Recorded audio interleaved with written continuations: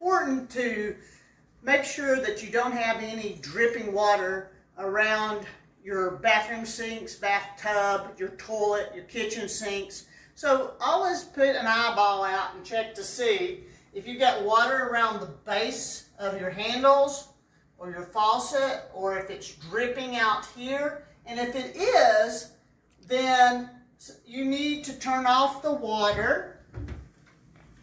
And the way you do that is there's valves underneath the sink, and it'll only turn one way. One way's off and one way's on. So it'll turn that, and you'll know that it's turned off because there's no water running out of your faucet.